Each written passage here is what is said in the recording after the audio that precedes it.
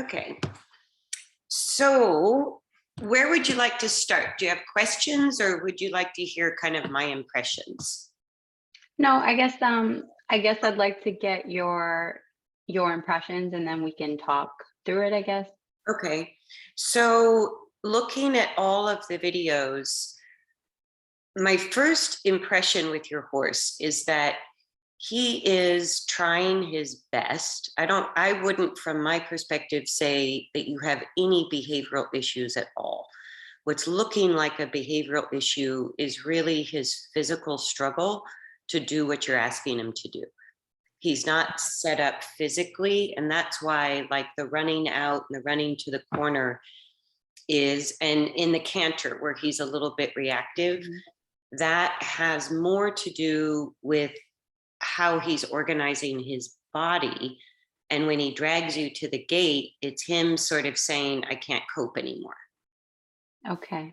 So I wouldn't call that, and that's a little bit how I look at things is if I had a real behavioral issue, I would see a lot more defensiveness in his energy. So Okay. the defensiveness, like when you have a real behavioral issue, you have fight or flight. What he's doing is sort of blowing through the aids, but he's not trying to get you off. He's not, Right. he's just really pushing through you more than he's fighting against you. Okay. That makes And sense.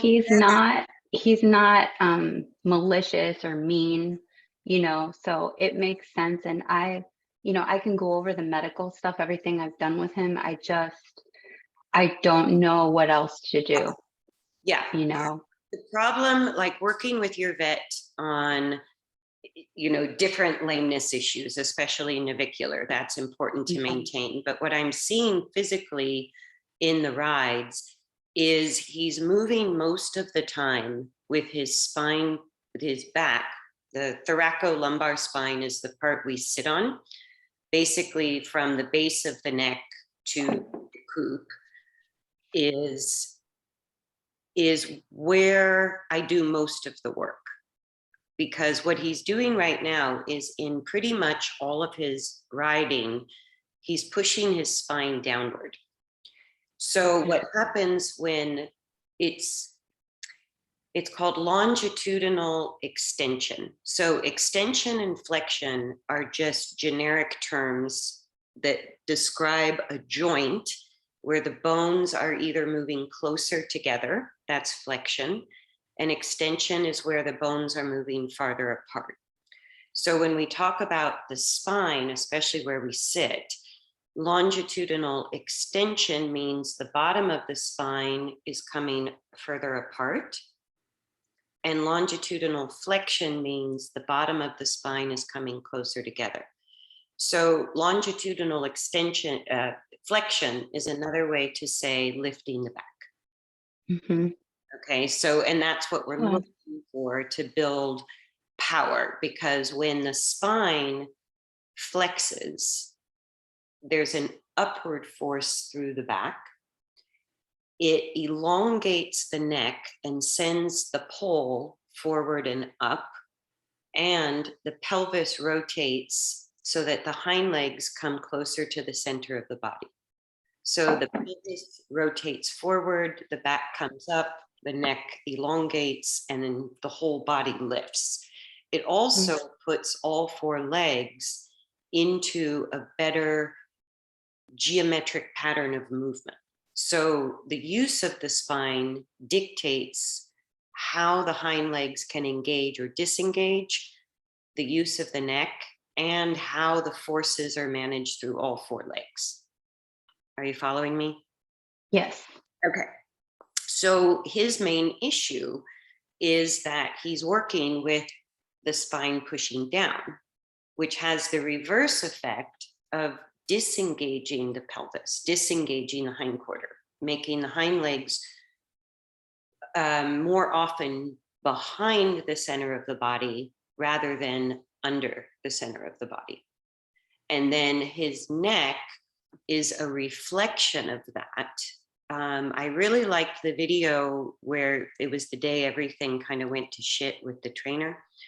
You weren't riding it with the side reins, and Yeah, you can really see that without the leverage of, are they draw reins, like they're they're adjustable? draw reins. Yeah, and I started using that after working with him, but I haven't been using it lately because I don't think he likes it as much. I mean, I understand it helps him, prevent him from putting his head in the air, but it's still not fixing the problem.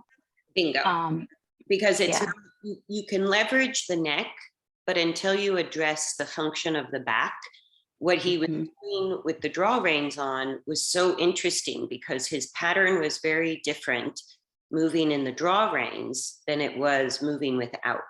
And what you get without the draw reins is something that's just less complicated.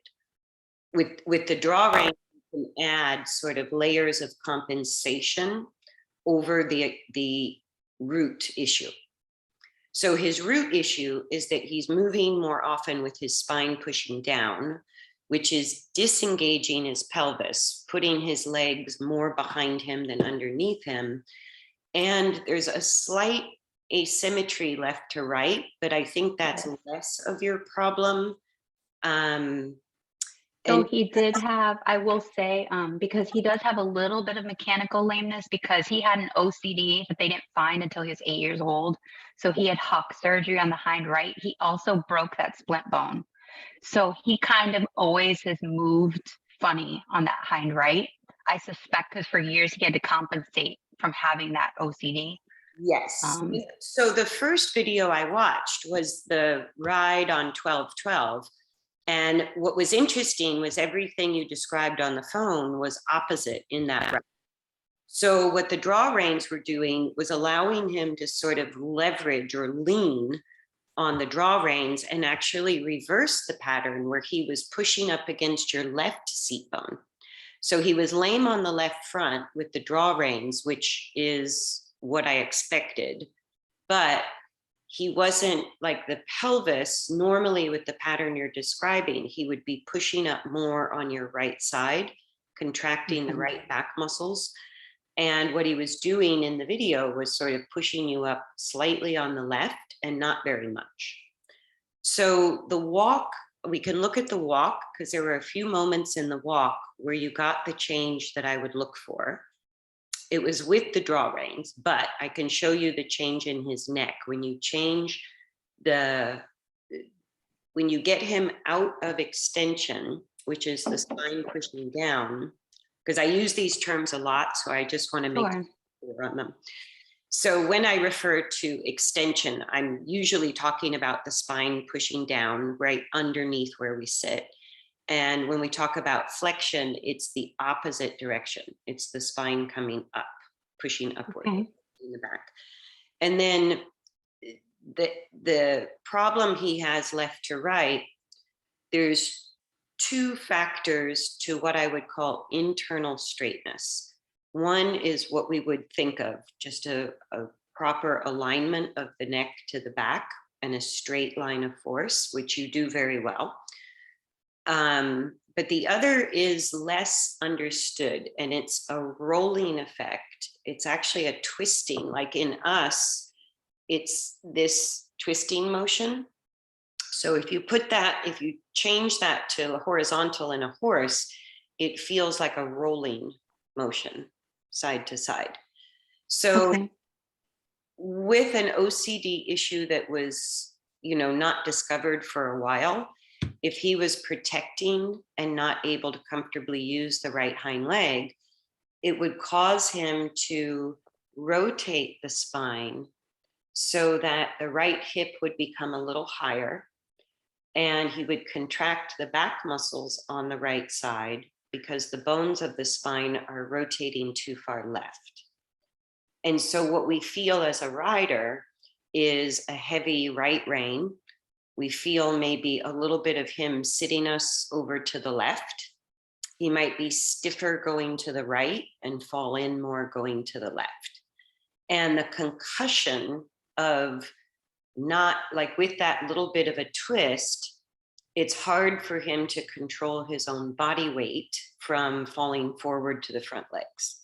So that little rotation issue makes the flexion of the spine more difficult. Does that make sense? It does. And then without being able to control his body weight, which is what lifting the spine primarily does, his weight goes forward to the left front. So that's when you get excessive concussion on the left front, which can lead to navicular changes. Yeah, which he has. So, I mean, it all makes sense. I just, I wish I just knew more, when he was younger, I It, wish I could have, you maybe actually, done something to help him more. you actually are a very good rider. You have a nice natural position and you have the skills to change it. But what I specialize in is the little piece of the puzzle that's missing from most training programs. So I focus more on what you feel and how you ride to get these internal changes rather than what you do. And you're Okay. doing a good job with walk, trot, canter. So you already have all of the skills in place to change it. It's a matter of shifting your focus from sort of external to internal to better understand why he's blowing through you, especially at the canter. Okay. Does that make sense? Yeah. So, and before I get into the detail of what he's doing, sorry, I gotta say, you ride better than that trainer, from my opinion. So what the trainer was doing, he's twice as strong as you with upper body strength. His position is behind the vertical, so he sits very heavy. He was wearing spurs, short stirrups, heels jammed down, leveraged back, and has a lot of upper body strength. So he was much stronger on the reins than you were. So what appeared to be working with him was he was more capable of sort of leveraging your horse into being compliant, but wasn't improving the function at all. So the underlying problem was still there. It wasn't a matter of bravery. Like, you look like a perfectly brave rider. His effectiveness was just pure leverage, where he could oppose the forces that the horse was throwing at him more effectively than what you were doing. That's what made it look more successful. But if he continued to ride your horse that way, your horse would break down faster. Okay. Does that make sense? Yeah. And, I've tried to go slow with him, even like rehabbing him back to work, because I haven't wanted to hurt him or make anything worse, Right. So I'm not in a hurry by any means. Like, whatever the process is, at the end of the day, I want my horse as comfortable as I can make him. Yeah. So I'm very open to learning. Well, your riding position is more stable than what I saw in the trainer, which is important. And you sit more vertically. Like, if you think back, and we can look at it, but he really leans back and puts a lot of weight in his seat. And what that's going to do is further cause the horse to contract the back and push the spine down. So that's why, even though he was successful at getting the horse to canter through the corner and not go through the gate, it was really the amount of force he had going that your horse had no choice. Right. Okay. And that's I see what you're saying. It's a lot how we look at training, that if we can get the result, that the how we got it doesn't matter. And he's sort of like really generalizing it to say that you weren't brave enough. I don't think that's true. I think that you used a lot less force. That's why the horse was running through you.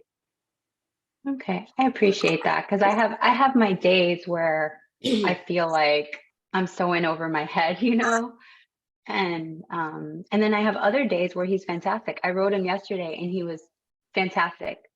We only cantered like 2 circles each direction, I rode him in the other arena, not the jump ring in the front, but the other one, because I thought maybe a change of scenery, he'll stop doing it. And then that arena is a lot longer because it's more of a dressage ring.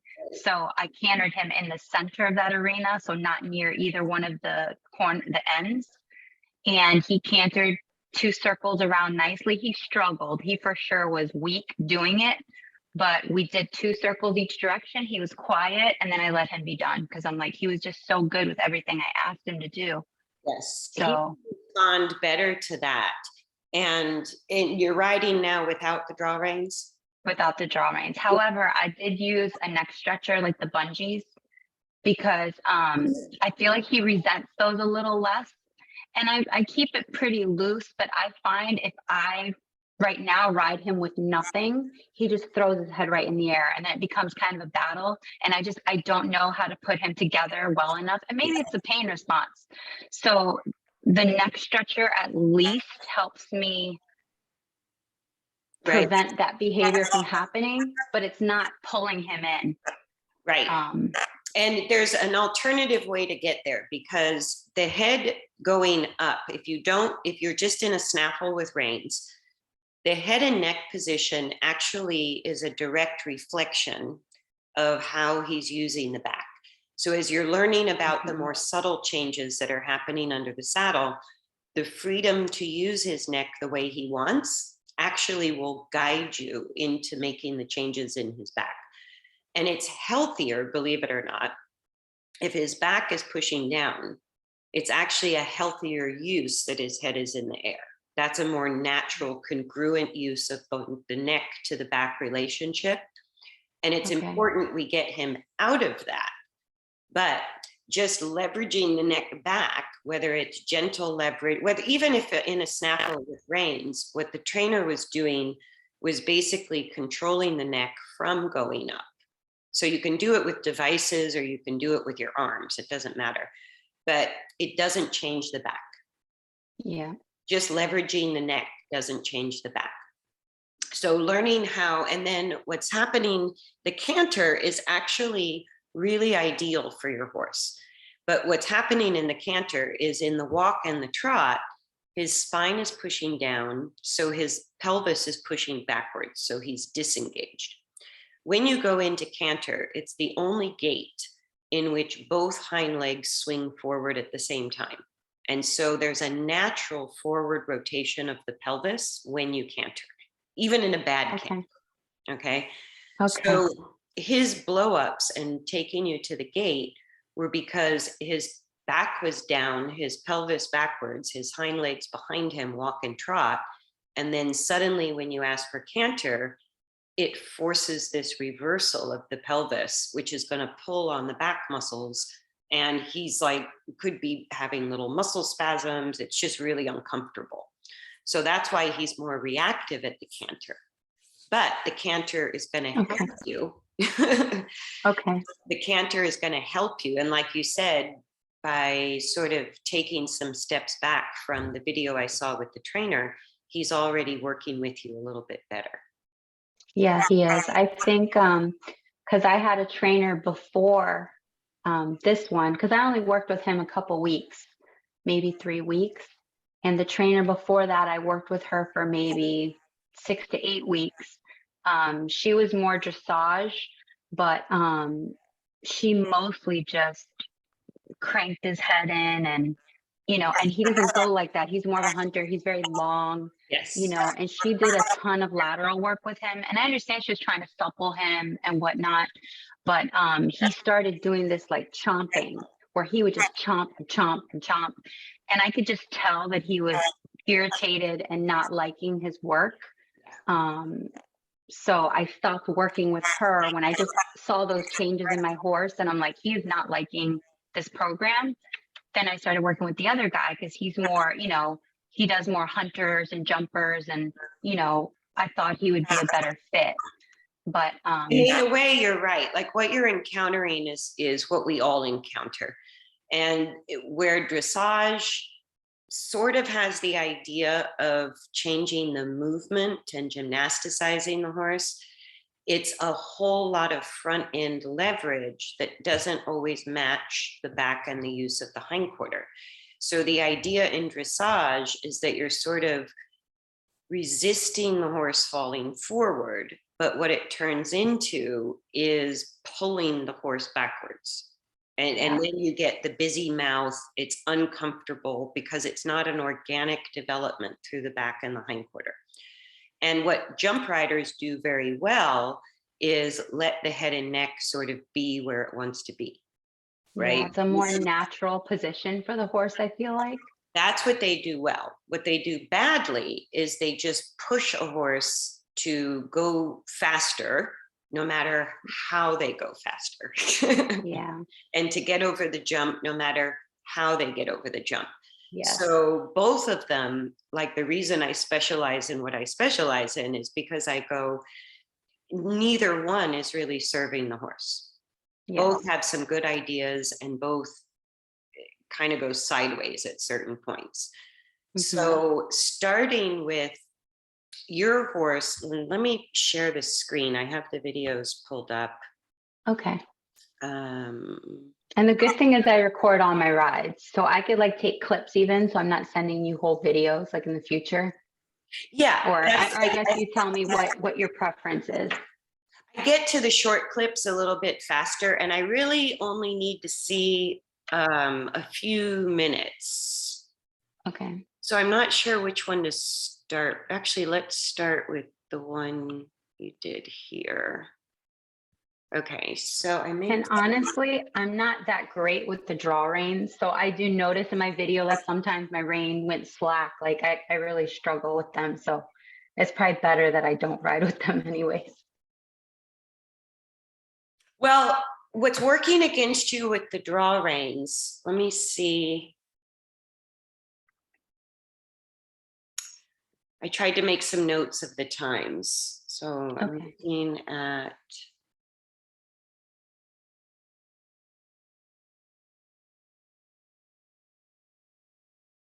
Can you see the video?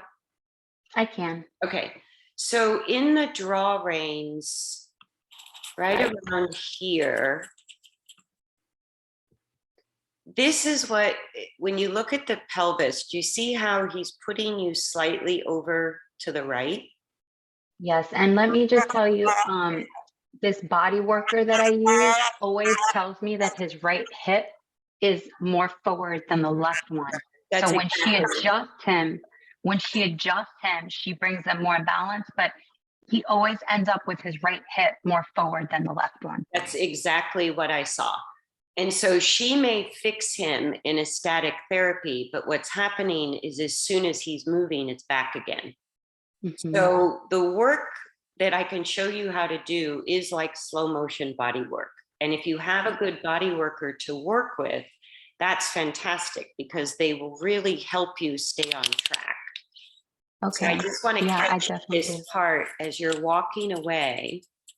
You can see, oops, crap, sorry. Yeah, he's always had that asymmetry and like his right hip dips way more. So when you're walking him from the back, instead of being like this one like drastically drops because he almost reaches way under, like he crosses his leg to the inside. Yes. Somehow I lost my share. Hang on a second. Where? Okay. I can see it, but it's frozen. I think I accidentally closed it. Hang on a second. Okay. So what I wanted to show you in the video, I have to reopen this. What I wanted to show you in the video was when he walks away from the camera, you'll see exactly sort of the right hip more forward and the left up and back, which is really the opposite of what I would expect from a horse that had injuries on his right hind. Okay. So, and you know, for years, the vet I was using was treating him for stifle problems. So I feel like that's why his hocks went kind of so undetected for so long, because I was always told he had stifle issues, not hock. So when I switched vets and they x-rayed him and everything, we found out how bad a shape his hocks were in. And it was more the right hock or the left hock? Both of them had really bad arthritis, but the OCD was in the right hock. So he's had the OCD surgery that was in 2017 when he had the hock surgery, and he broke his splint bone at the same time. So they repaired both of them at the same time. He kicked a post and broke his splint bone. Then we fused his hocks this year. We did the chemical fusion because they told me that would help him be a little more comfortable. And while he was off for 6 months with the tendon injury, we're like, it's a good time to do the hocks too while he's going to be laid up. So he's had both of those done. Okay. But I was told he's going to have some mechanical lameness from all of that. Like sometimes he might look a certain way, but it's kind of just how he is now. And I don't know if that's true or not. Well, you don't have to be mechanically perfect to be in balance. So the good news is, and I lost it again. Hang on a second. Somehow I had all these windows open and I lost the 12-12 ride. I don't know how I closed that. So it's more of an issue of force management than it is perfect body parts. But when you have injuries like that, you have to be careful with how you get the back working in order to in order to restore better mechanical use of the legs. Okay. It makes sense. Are you familiar with Will Faber and Art to Ride and the biomechanics of Engage, his whole program? Because his whole methodology is also like focusing on, you know, the back, lifting the back, and I could send you a video on it, but I've watched a lot of his stuff in the past because he really focuses on a different kind of training, like with the horse really stretching, keeping their head low but forward to lift the back, because he doesn't even start to bring the horse's pull up until the back is strong. Yes, and that's a little bit where I'm going to take you, is your horse needs to be in the walk. We need to get him shifting into long and low as his warm. Okay. And that's going to be the first step. The classical method is, there's more in the classical method of dressage that would be helpful to you and your horse. But there's also a few misconceptions that are based on tradition more than are accurate mechanically. So that's a little bit where I work, and where your horse needs to go is towards that classical dressage training, but with a tad bit more information on how to get him to actually lift his back. Okay, because that's part of what I struggle with too. Like when you say get them more long and low at the walk, like I don't always know how to do that since they So that's what we're without aids. So what we're going to look at, let me share the screen. I think I finally have the right one. Okay.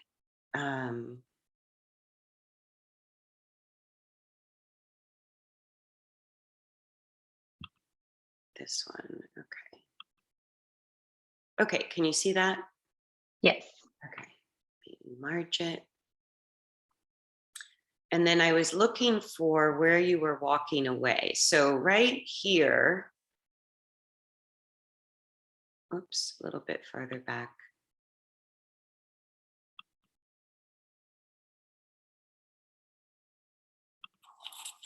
You'll see as he's moving, you can see the right hip going forward, but you see where, as you're just getting set up here, you see how his pelvis, there's the movement, sorry, just there. Mm-hmm. So as he walks away from you, just watch your seat. Can you see the arrow? Mm-hmm. Watch your seat, and you'll see where you bend a little in the rib cage here, and he puts you over to the right. That's where, whenever he's sort of shifting you to the right side, that's when he's dropping that right hip and taking it too far forward. And then you Okay. see him push you a tiny bit off of your left side. You see that there? Yeah. So, And the crazy thing is I'm not like super in tune when I'm riding him to feel all that. and that's what you're going to need to change to fix your horse.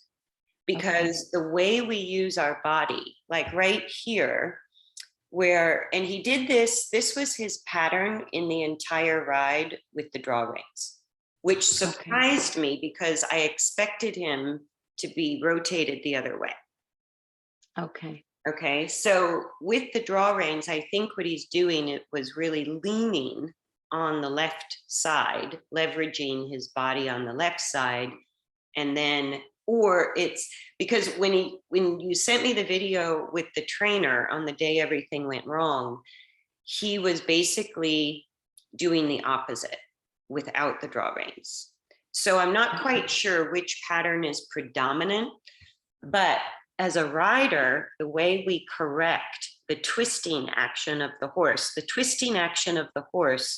makes us bend.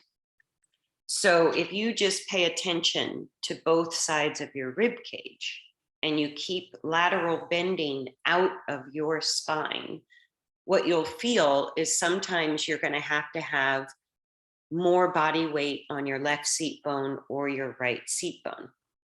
Because when they do this, if we're conditioned to think of being straight in the saddle as equal body weight side to side, then you feel straight here because your head is straight, but you see how your body is laterally bent. Yes. And your right hip is lower than your left hip. Yes. And so because you work with a lot of video, you can check yourself in that what you want to see. Let me see if I can draw some lines. When we look at ourselves, even if the horse is crooked like this, the way we correct the problem is our body to the ground has to stay straight, right? So here you can see how you're going with your horse, right? Let me move that over a little bit so it's more centered. Oops. So if I put that in the middle of your head, right to the ground, you see how your body weight is going where his body is going. Yeah. That's what perpetuates the problem. Okay. Because we are weight and mass. So what will get him long and low is actually correcting your body in kind of 2 dimensions. So on a video, a straight shot away from the camera or towards the camera is really helpful, because if I draw a line parallel to the ground, right where your seat bones are, here, we can do it through the seat, this horizontal line that's parallel to the ground and a vertical line that's parallel to the ground, when we maintain our head, spine, pelvis balanced on this X, no matter what the horse is doing, then our weight and mass actually corrects the imbalance in the horse. Yeah, it makes sense. Right? Like sometimes when they're falling in, putting your weight to the outside stirrup to help. Depending on how they're falling. So some of them fall in by lifting the ribs on the inside, and some of them fall in by dropping the ribs to the inside. So that's what he does. He drops. Right. And they can do it differently going left than they do to the right.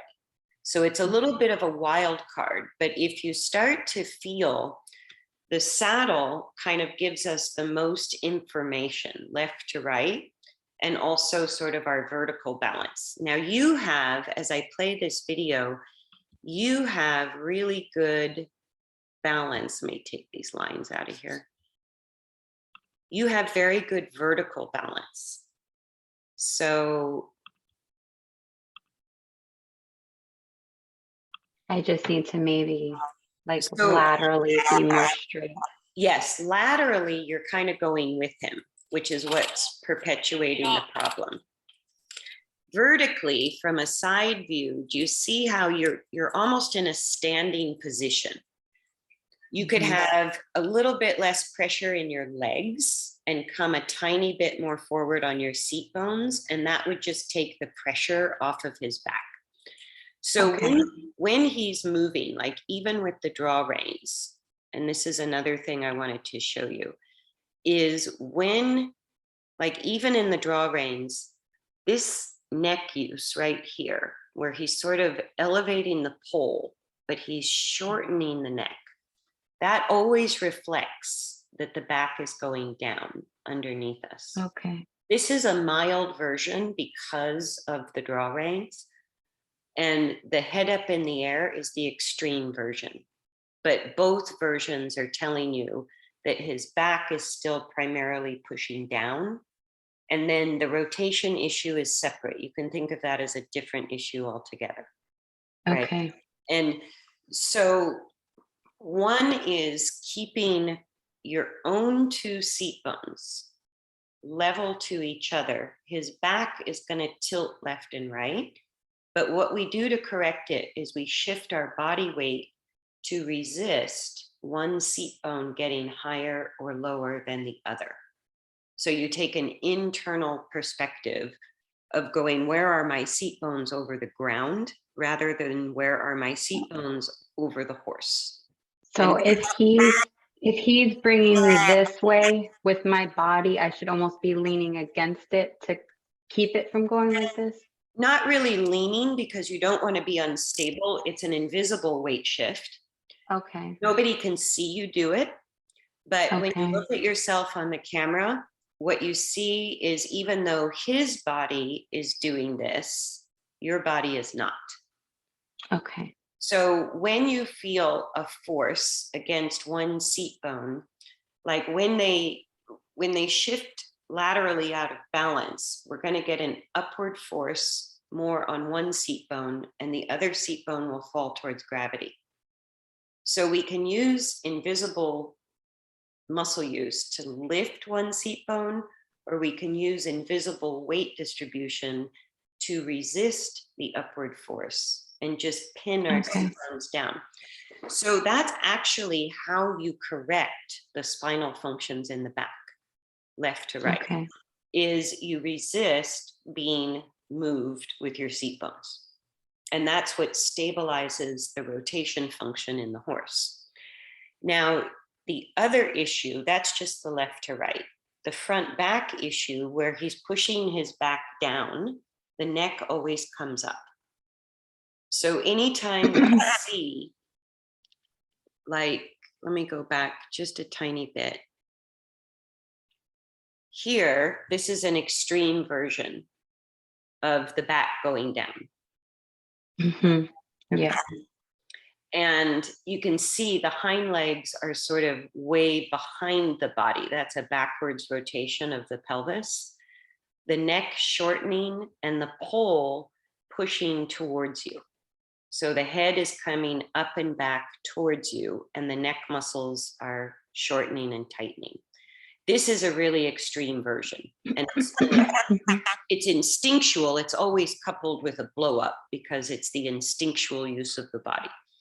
But we can recognize it. So as I play the video, what you'll see is, as he settles down, like there, he starts to go, that's a more mild version of the same problem. So he's still not in this frame out of extension, but it's better than what we just looked at. Right. Right. So then as he goes, do you notice when he's walking how the head is primarily coming back, up and back towards you, rather than moving forward and away? Now, right around here somewhere, it begins to shift. There. So do you see where the neck muscles lengthen and the head Mhm. moves forward and away. That is more related to the stability of the rider, not moving too much, and the right speed at which he can come out of extension. So to get him out of extension, pushing down, and get him to the first step of just long and low would be the place to start at the walk, right? He gets there because you're keeping him straight and he has the leverage of the draw reins. So at the walk, it's not too bad. You'll see where he has moments, and I meant 606. So at 606, I'll stop it because there was a very good moment. But you see how he's bouncing between the neck shortening and the pole coming towards you. And then there's a step where he starts to lengthen away. He comes up and back, then he lengthens away. And there he starts to get more relaxed. That's him coming out of extension. And you see how he comes on the contact. Mhm. And then right in here somewhere, there, that's him ready to fall into long and low. So do you see the difference between when the neck is coming up and back to you and he's starting to lengthen the neck away from you? Mhm. Okay, so that's from your perspective as a rider, you can just see that direction of the neck and the head. So when the neck is coming towards you, that's when, if you didn't have draw reins, you could put in a turn, you could bend the neck slightly, only to interrupt and make that use less comfortable for him. At the walk, I don't think you need, and it's not lateral work. What I do with any bend of the neck is, in order to lift the back or push the back down, the neck has to be straight in line with the back. So if the neck is straight and they're pushing the head and neck up and the back down, then I take the neck out of alignment with the back on purpose to make that more difficult for them. So you just like open the rein basically to get. Yeah, you just sort of take the nose, you can lead him on a little turn, or you can continue straight with a little bit of neck flexion to the inside or the outside. That will put him in long and low faster. At the Okay. walk, you have very good vertical alignment here, right? You can improve it a little bit, but this was what I liked about your riding versus the trainer's riding. His head to seat bone relationship was tilted backwards over the ground. Yours is very vertical over the ground, which is a dynamic necessity for a horse to lift his back, right? Yeah, I've noticed even watching him ride other horses, his equitation is a little sloppier. I'm not sure, maybe when he shows or whatever, but he in general is kind of all over the place with his body. He's a strong rider and he's an effective rider. And that's as soon as somebody's effective, they print a business card and become a trainer. He's not really helping the horse improve how it's using itself, but he's getting the horse to do what people want them to do, right? Mhm. But the risk you take with the injuries you already have with your horse is more serious injuries or more chronic lameness. So the way you ride your horse is much safer for your horse, Okay. right? So here, as soon as he lengthens the neck and moves the head away from you, do you know what a dropped pole is? Yes. Okay, so here, do you see where he's just dropping the pole slightly? Mm-hmm. The dropping of the pole tells you you're out of extension and he's getting behind rein pressure or bit pressure. So that would be the moment to lengthen the reins. And if you don't give him bit pressure, he will instantly be in long and low.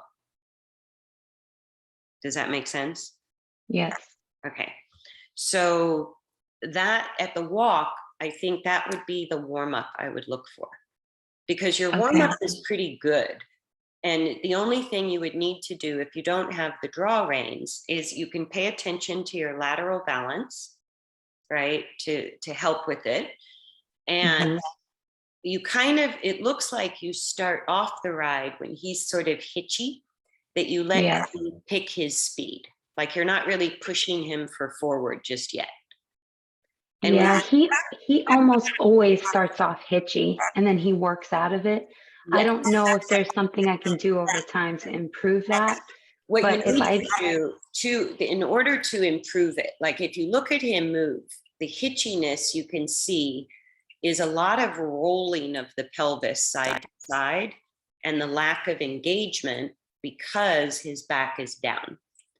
So if you let him choose his speed and you balance yourself left to right, just keeping his neck straight. I don't think at the walk you're going to have to bend his neck a lot or turn him a lot, but you want to get that neck change.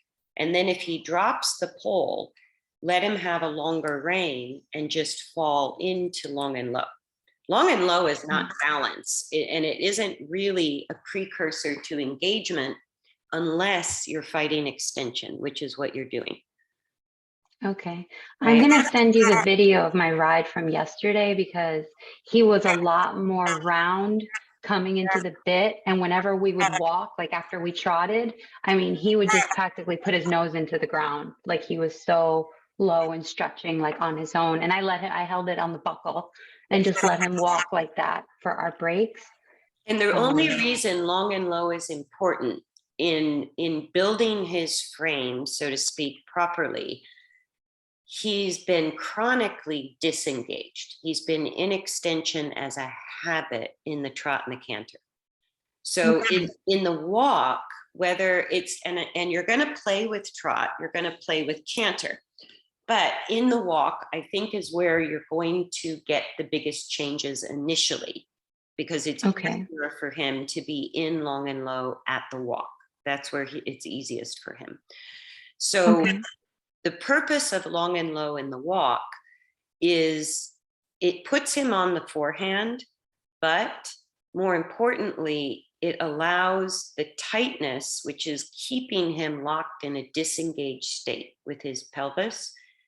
He needs long and low to change the muscle use of the top line, where his muscle use of the top line has been shortening and tightening. He just needs to find length in those same muscles before he can contract them in length, which is part of lifting the back and engaging the pelvis. So when they push the back down, the muscle fibers shorten to do that. When they lift the back, they contract the muscles, but they contract them in length, right? So what you're missing is the length.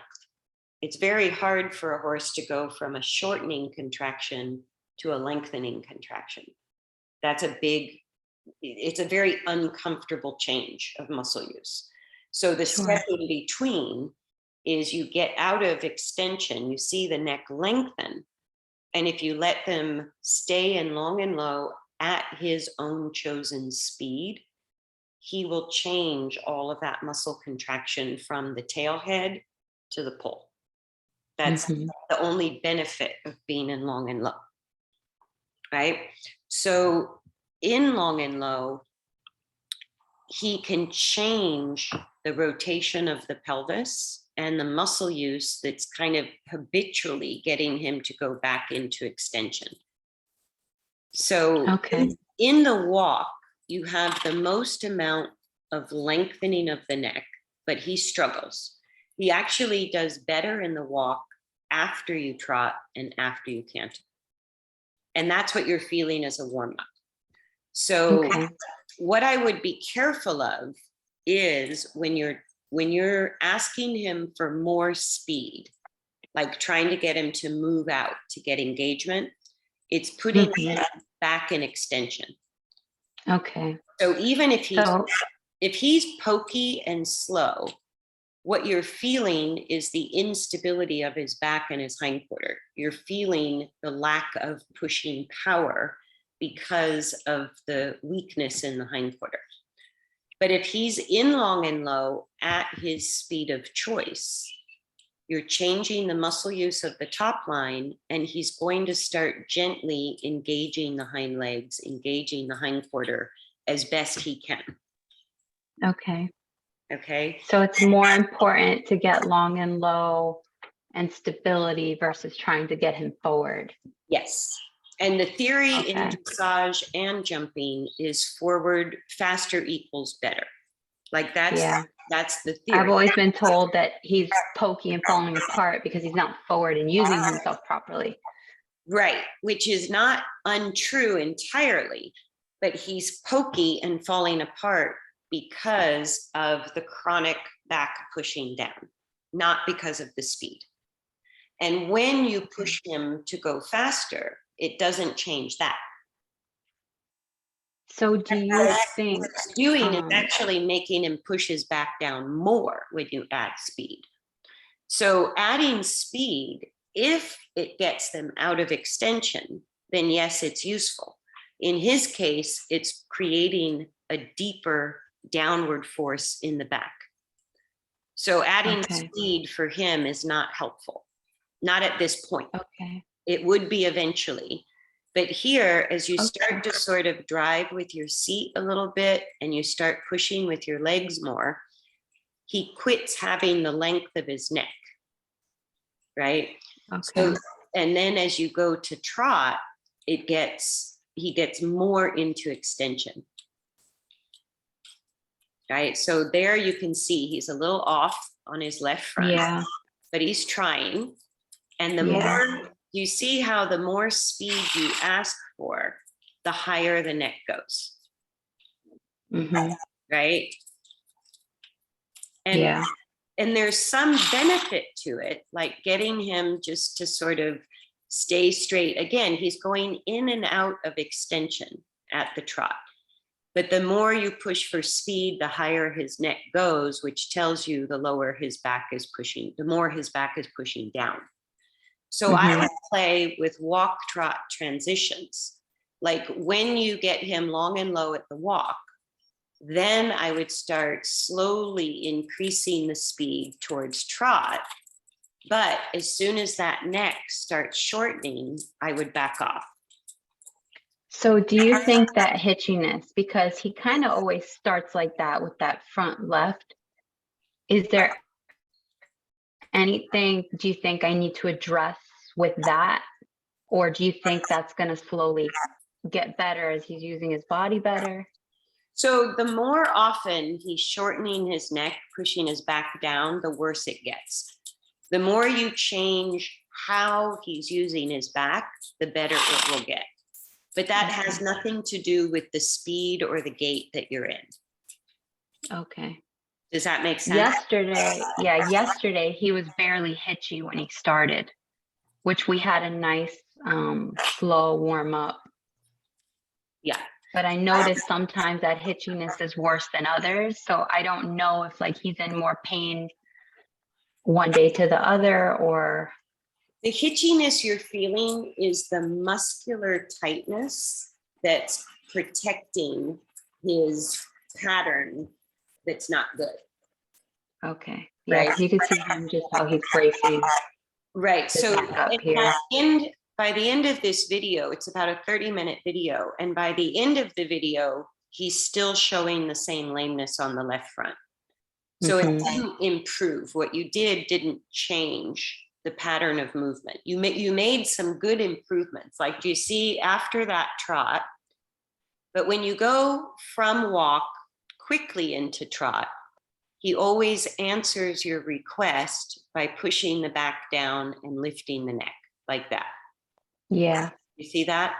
So the way to change it is give him a warm up where you let him choose his pokey little wobbly speed in long and low at the walk. And then when you start to ask for trot, even if he doesn't get to trot, when you put your legs on, as soon as he begins to bring his pole above the withers, you would have to back off. And then let him slow down, let him fall forward again. And that way you're slowly building up the capacity of the hind legs to push him into trot rather than what he's doing, which is the back down, neck up, pulling into trot. What's working for Okay. you with the trot and canter you're doing, it's at least getting through some of that muscle tightness, but it's not changing the underlying use of his body. Does that make Okay. sense? So Yeah. you're feeling he's better by the end of the ride because you've worked through some of the muscle tightness, but his like skeletal coordination isn't changing quite enough to get him sound. Like there, that's a pretty good trot. Yeah, he's dropping the pole. Yeah. And when he drops the pole, you could even play with long and low at the trot. What I would look Okay. for rather than the speed, and as a jump rider and dressage rider myself, it's like speed is the answer to everything. And that's what's perpetuating your problem. Okay. What's perpetuating your problem is that there's a certain miles per hour in the walk, in the trot, even in the canter, where he goes, I have to resort to tightening my top line and pushing my back down because I can't do it. So when you're Okay. working with him, you want to see what can he do with a long neck. And anytime he shortens the neck, like see after that trot, you let him go to long and low. Now watch his hindquarter. He's not there long enough to make changes to the hind legs, but do you see how he begins to change the rotation of the pelvis in long and low? And with a little less bit pressure, he wouldn't drop the pole. He would just be in long and low. But that's where he starts to change how he's using his back and his hindquarter. Okay. So like there, if I were to put my leg on and ask for trot, as soon as he started to shorten the neck, I would have to back off with my legs and then try it again. And then back off with my legs and then try it again. So you want to work your way into trot. Don't think of it as obedience for the transition, but try to think of increasing his capacity to push without elevating his head and neck. Okay. Does that make sense? There's Christmas decorations over there. So sometimes he spooks at them, and then other times he doesn't care. So we were just walking by the decorations. So it's like you don't have that far to go. What I can see is that you're working with some theoretical concepts that are really perpetuating your problem more than you're resolving it. And this ride, which is later than the other two you sent me, is a far better ride than what I saw with the trainer on the day in question with the canter, or the day he rode him that you sent me that video. The trainer, the one where the canter went wrong, that was actually my first lesson with that trainer. The one where he was the one gone wrong, that was my first lesson with him. Well, and that's why after that he told me to ride him with the draw reins. After that, there's like tons of trucks and stuff and people on horses. There's polo horses across the street. So sometimes in this ring, he's extremely distracted. That's why my last two rides I've done in the other ring, and he's been a lot more quiet and focused, and he's been a lot more willing to drop forward and low. And you can play with that. If you're in the jump arena where it's more distracting, you can take one rein and bend the neck a little, turn him a little, get him away from the distraction, or work him in an area where he can concentrate more for now. But do you see, whether it's a spook, a distraction, or he can't quite give you what you're asking for, that resort to the high-headedness comes up for a lot of different reasons. And what you're going to do to build the engagement, you need to see what can he do without resorting to that posture, without going into that use of his body. What can he do? Sure. So I want to talk about what he did, because he does that a lot. And that's where, after we've trotted, then walked, then trotted, he knows when you shorten your reins, it's obviously because you're about to do more work, right? Or you know, maybe increase the gait. So what he does is he anticipates when we're walking and I shorten my reins, he wants to trot off. And that's what he did there, where he kind of threw his head up Yep. because he's like, oh, we're going to trot, which his instinct, like you have pointed out, is to throw his head up and back, you And know, as soon as we trot. so there's a couple of ways to interrupt that. He's going to do it, but your job is to say, don't do that. Your job is to interrupt his habit. The habit's going to come up for a million different reasons. But when he does that for any reason, whether it's a distraction or he's anticipating work, if you use one rein to make a little turn and or bend the neck, he can't stay there, right? Okay. The other option you have is to, you can do it in conjunction with bending the neck or in conjunction with being straight, is to back off pushing for speed. Those two things would be the way to interrupt that habit he has. And it's the habit of high-headedness, which will come up instinctually if they're going to spook, if they get distracted, or the thing we can best control is how we ask for the transition, how we prepare them for the trot or the canter. So they do it. The reason they go to that posture is because a fight or flight response, distraction, or because they're not in balance to do what you're asking them to do. So they resort to the instinctual use of their body, pushing the back down.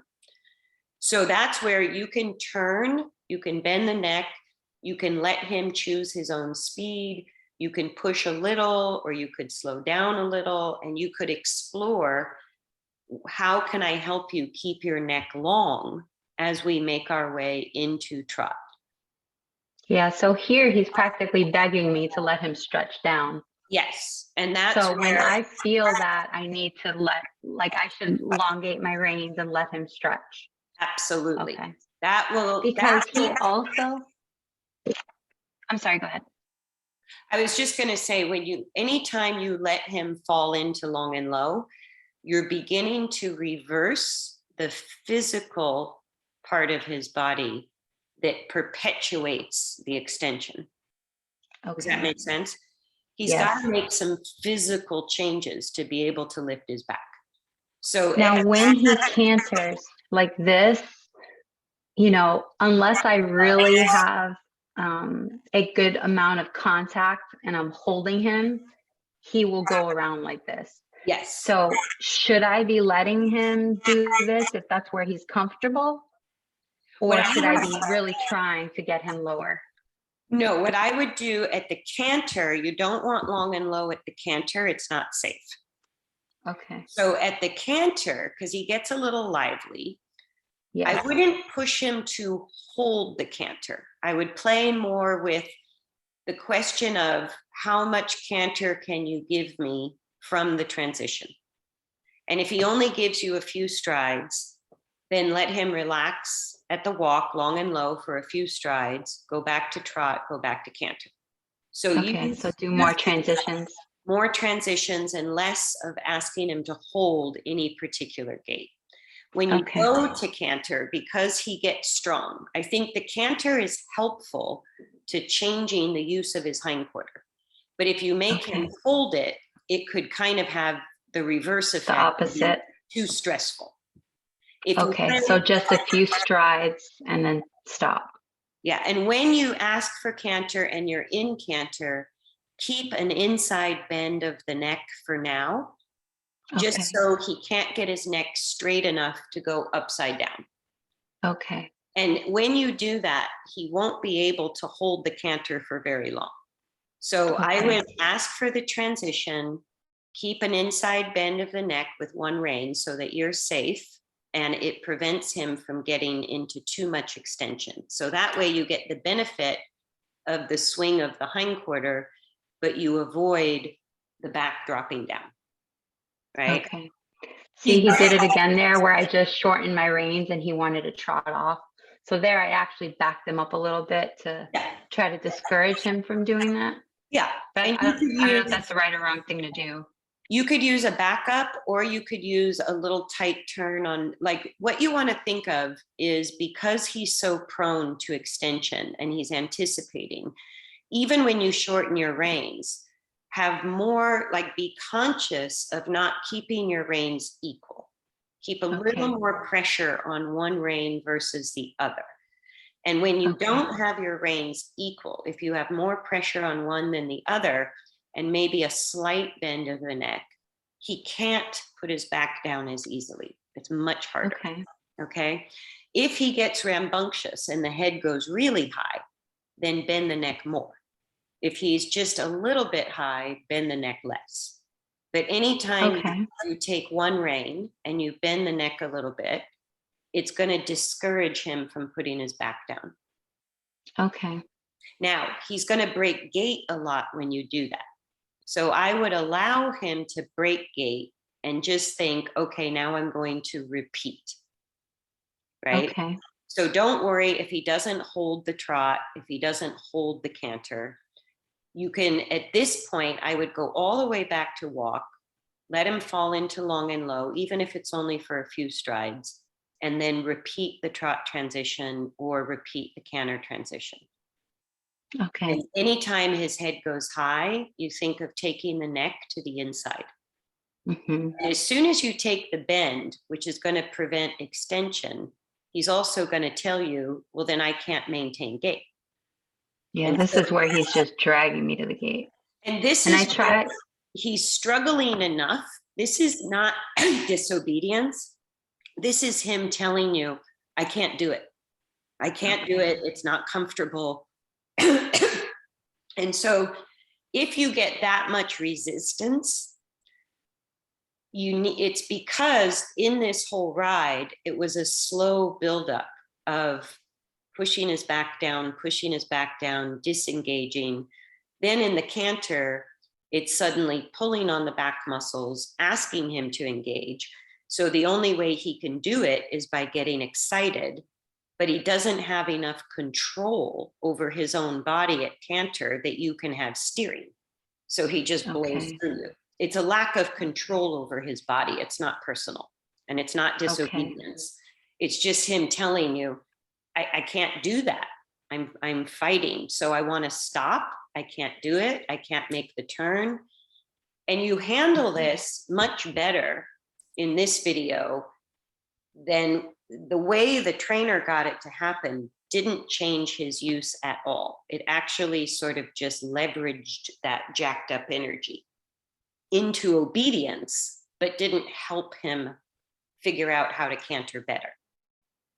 Does that make sense? Yeah, and I think I try to be like fairly gentle with him because I understand he has a lot of issues with his body, and he's such a sensitive horse that when you get aggressive with him, he gets explosive. Yes. So kind of that video you saw with the trainer where the trainer's like, push him through it, go, like blah, blah, like he got really bad, he got very explosive with me.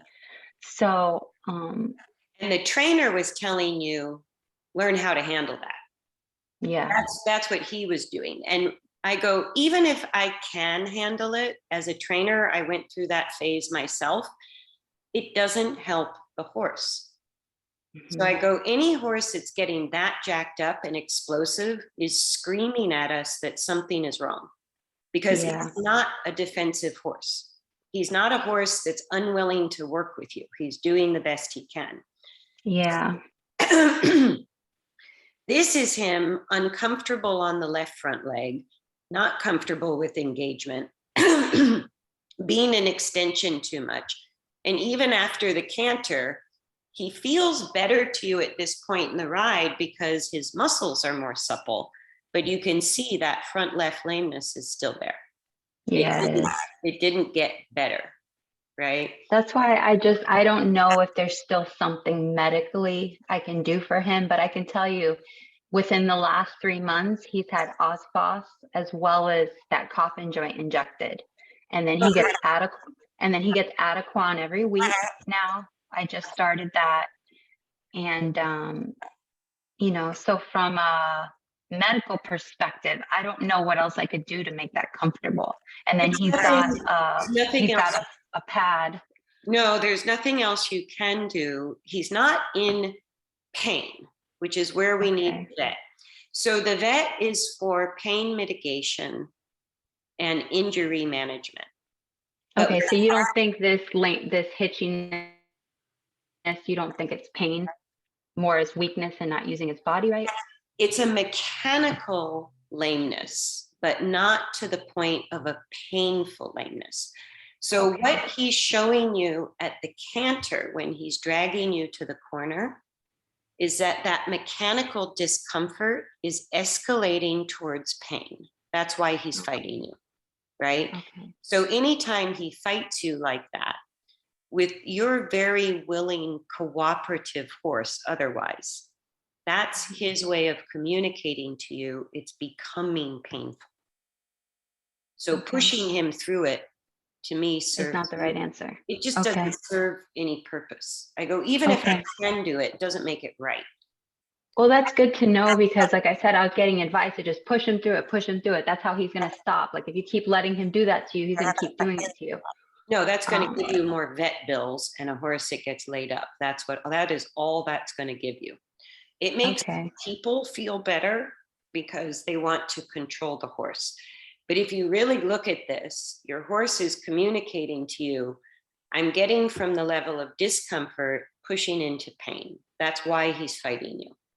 When you Okay. understand that, you don't ever, I never anymore ever push a horse into obedience. I go, that communication of resistance is the horse telling me that they're hitting a threshold of discomfort that I could do damage if I push them through it. So you've addressed Okay. in the walk and trot, he's not acting out at all, which tells you it's not a level of discomfort to call the vet. He's not in Okay. pain, walk and trot, but the way he's moving is perpetuating the lameness. That's what you have to change. Because the Okay. body worker can come and fix the problem a million times. But until you address it during motion, you can't change you can't change how a body moves unless the body is moving when you make the changes. So the vet can't change the movement, they can just relieve pain and heal injuries. The body worker can't change the movement. The body worker can only make the potential of correct movement easier for the horse. But it's, Okay. This makes a lot of sense. yeah, but I'm it's, glad that you're explaining all this to me because I was thinking about having the vet back out to look at him to see is there something we're missing here or is there something more we need to do for him? no, his level of cooperation tells me you have a horse, you don't need the vet. The body worker will be helpful, but even that is not 100% necessary. You have a lot of good things going with the horse, but some of your theoretical belief system of how to ride is what's perpetuating the problem. So Okay. if you change how you work him, it may take a couple of months to really restore the soundness, but you can work gently in walk, in trot, in canter, letting kind of his posture, like the neck use, is your guide to when he begins to tell you, this is too hard for me to do in a good use, I'm going to resort to a bad use. So it's up Okay. to you to find that threshold and go, okay, I can get him to do what I want, but he goes into a bad posture in order to do it. So Yeah. So you make the I'm sorry. choice to say, we're going to do what we can do in the best posture rather than worrying about, did we canter today? Maybe we did, Yeah. maybe we didn't. So quality of movement versus quantity of what we do.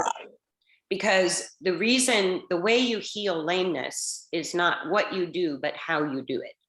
And so looking at his posture, his use, letting him guide you to what's easy for him and what's a little healthy challenge and what's too much. Because you want to move between what's easy because you have some changes in his big ingrained habit of pushing his back down. So the long and low at the walk, letting him choose his speed, even if it feels too slow. If he's moving and he's in long and low, you're reversing the body, the muscle use and the habits of the body away from extension. Okay.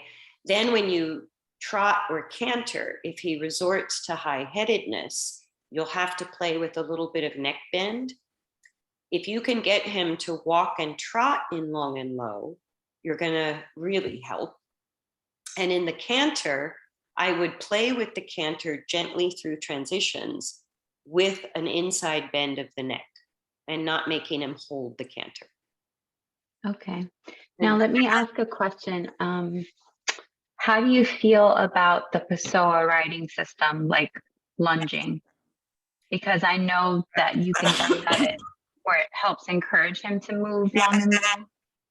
Not necessarily, because again, anything that fixes him or gives him too much restriction, like even the draw reins, he's leaning against it rather than finding his self-carriage.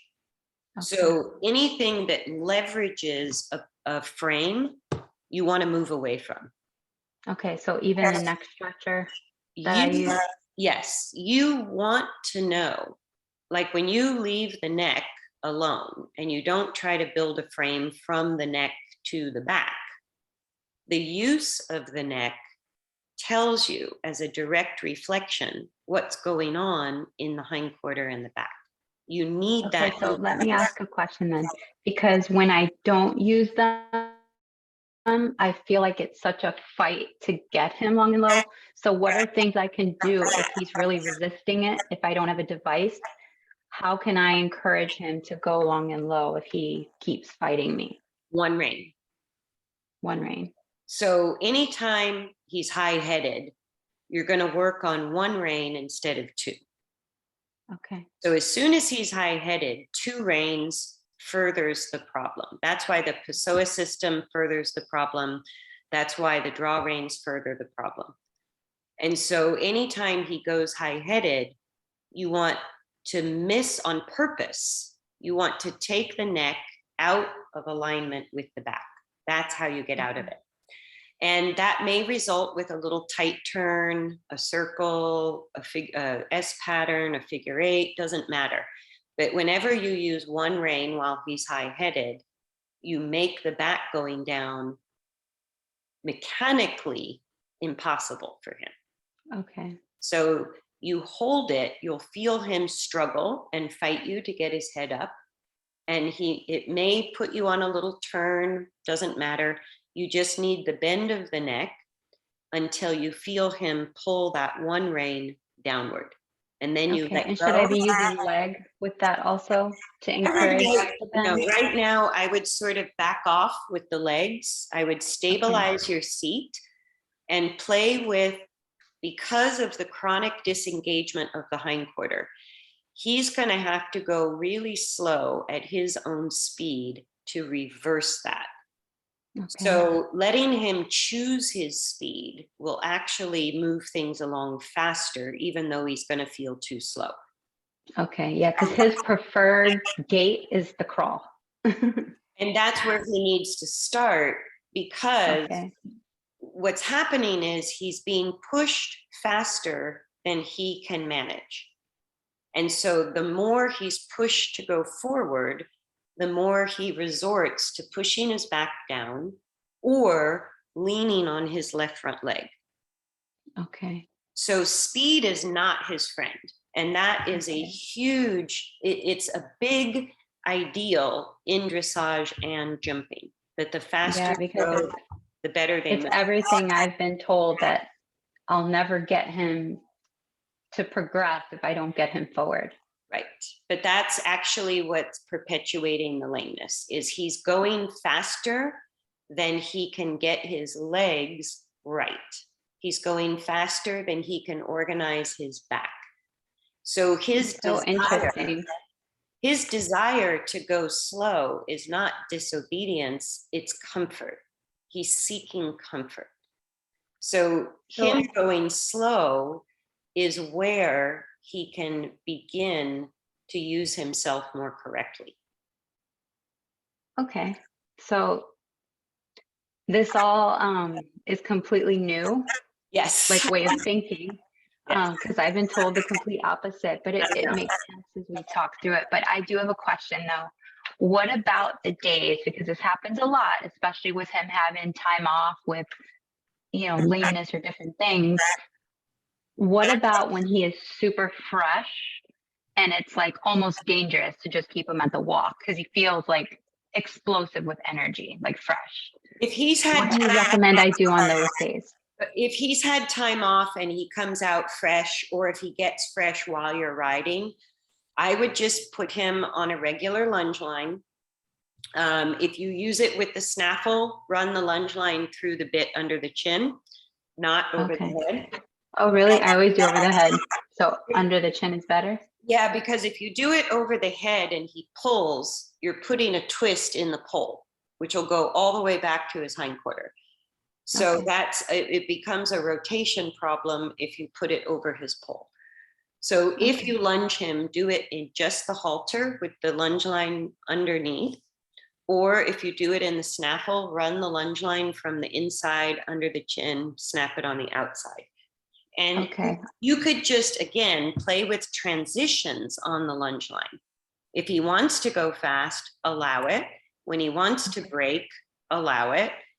And if he breaks, you can ask him to go back into trot or back into canter as often as you want, but don't make him Okay. hold the trot or hold the canter. And if he's Okay. fresh, I'm sorry, go ahead. just let him blow off the energy until he calms down. Okay, great. He's very educated on the lunge line because I did so much groundwork with him, and we lunge more for like respect in his mind versus just to get him tired. So in general, when I have him on the lunge, we do tons of transitions, and he listens to not only body but verbal. Like you could tell him walk, trot, canter on the lunge line, and he knows what that means. I free lunge him sometimes in the round pen, and he's very when he's engaged, he's very obedient. And what you can do on the lunge line is the same thing we talked about under saddle. Instead of looking for him to maintain gait, blah, blah, blah, look for how is he using his neck at the current speed. So anytime he goes back into extension, even on the lunge line, now if he's excited and he's just blowing off steam, he's going to do that. But when you're actually working on developing the gaits on the lunge line, what you want to look for is the use of the neck as the priority, not the gait, not the speed. You want to look at his use of neck to know what he's doing with his back. And so that's why I go away from Pessoa systems and all of that, because it gives you a false sense of a frame. A horse can be really crooked and still look like they're in frame. A horse can have their back pushed down and their neck flexed forward. Like they can do all kinds of crazy things, which is what makes them lame. So the less leverage you use, the more honestly they use their neck, which gives you the information you need to develop him soundly. Okay. Right. Now, And this is also why I do a free consult, because what I teach and talk about is so different. I want you to go out and try it. Yeah. Right. And then if you want to, this is great. It's fine. But the only reason you're having problems with this horse is because he's trying to tell you, I can't do what you're asking me to do. And people are telling you it's disobedience, push him through it, blah, blah, blah. Your intuition with him is way better than what I saw the trainer do with him. Thank you. Because I was feeling so discouraged, you know what I mean? And just like, I have my days where I'm like, I can't even ride this animal. Like, I don't know what I'm doing wrong. And then another day it's fine. And then the trainer blowing up on me that day, I was just like, I just don't even know what to do anymore. But I've had this horse 13 years now, you know, and this is relatively new behavior, that running to the gate, you know, so it makes sense with his body. And like, he just learned a new escape that he's trying, I guess. One more question I want to ask you. Uh-huh. So, in one of the videos I took 2 days ago, he was cantering along the rail in a straight line. He only did this when cantering to the left, but his entire body was crooked, where he was just, his hindquarters were completely, almost like if I was doing a shoulder four type exercise, because his, or haunches in or whatever, he was just completely going down the line, cantering sideways. Yeah, that's the overloading of the left front. So Okay. in his whole body, when you feel the hindquarters shift to the outside, that's him leaning on the left front leg. And the more concussive force you put on that left front leg, what it does is it cuts off the circulation to the leg, which is why you get navicular changes. Because what they used to think was a degenerative disease is actually a remodeling of the bone because of the lack of circulation, because of the increased force. So be careful with canter. Like you might play with canter for now or for a couple of weeks on the lunge line, where you're not going to add to the problem accidentally, and work with the walk and trot under saddle. So when he does that, I should immediately drop him back down to the trot. So I shouldn't try to straighten him at the canter. I should stop cantering. You're not going to improve his balance during the canter yet. That is in the category of impossible for his body at this point. It's not you as a rider. It would be physically incredibly difficult to change his balance during the canter. So when you look at changing his posture in walk and trot, what you're doing is changing the muscle use, the tensile load of tendons and ligaments, and load to the front legs and angles of the pelvis, use of the back. That global change of his body with the change in posture is what builds the strength of the body to be able to canter correctly. So working in the canter, where you're kind of perpetuating the problem, is not going to change his body, because he can't do it during the canter. He can do it. Your easiest place is during the walk. The trot helps him, so I would work with walk and trot, and canter transitions will help him. But the transition and the first stride of canter that pulls on the back muscles and changes the angle of the pelvis is your best moment of canter. Everything after that is going to go back to problematic use.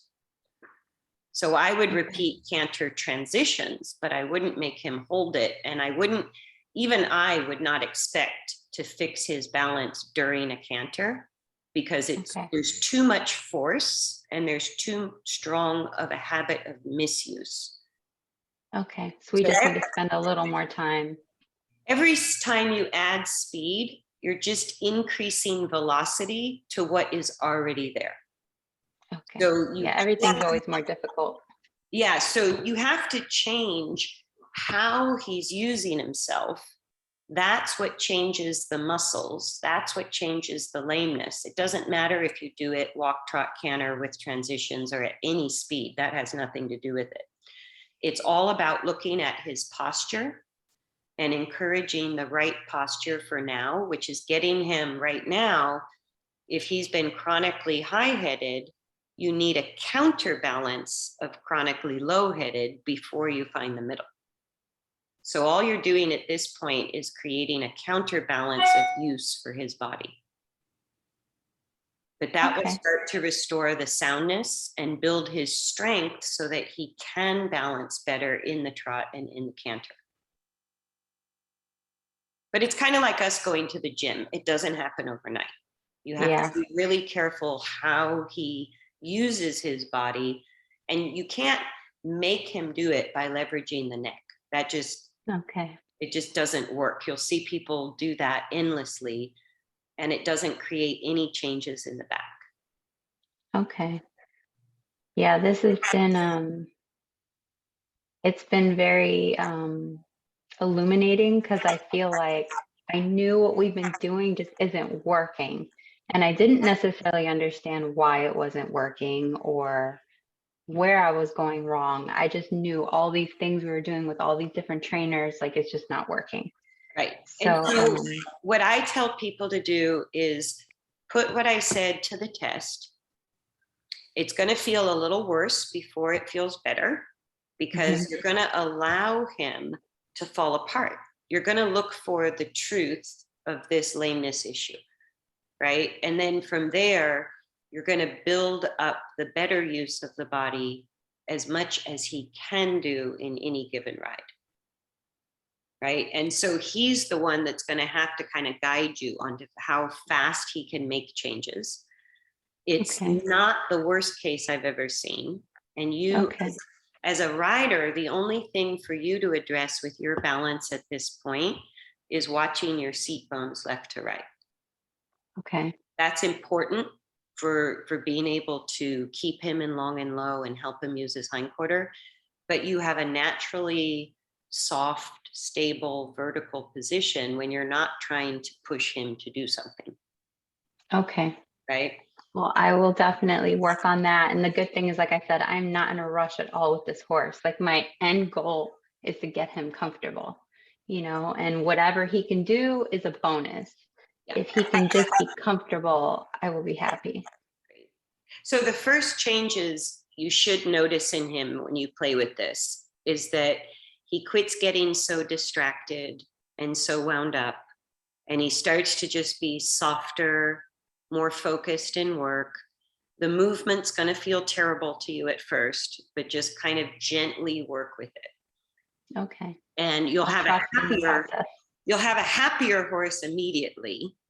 And then the next time your body worker comes, even if you feel like, wow, we're really barely doing anything, your body worker should tell you that he's holding the changes that she's looking for. Okay. That he's starting to do better. So that feedback is kind of important because it changes deeper inside before we experience the outward sort of big changes. But he will be happier. You're going to feel like you're not working hard.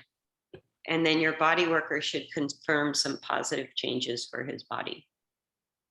Okay, well, I can certainly be patient. I've been in physical therapy for myself with my neck, and I know that that's a slow process with physical therapy, even and fixing all that. So all of this makes sense to me. I guess I just, you don't know what you don't know. Yes, exactly. And the part of training that I specialize in, I do it because it's singularly the biggest blind spot of all training programs. Mm-hmm. It's just not addressed directly. We're told if we just push them faster and do these maneuvers, they'll figure it out. And most of us don't. Yeah. And apparently I need to go back to riding ponies. I laugh at it now, but it's like, okay. Yeah. Anyways, thank you so much for your time. This has been very, very helpful. I look forward to trying these things and just, going with the process. So I'll keep recording and then I'll reach out to you for our next session. Now, how often do you recommend we have these sessions? Like once a week? It's up to you. Let me hit the stop button.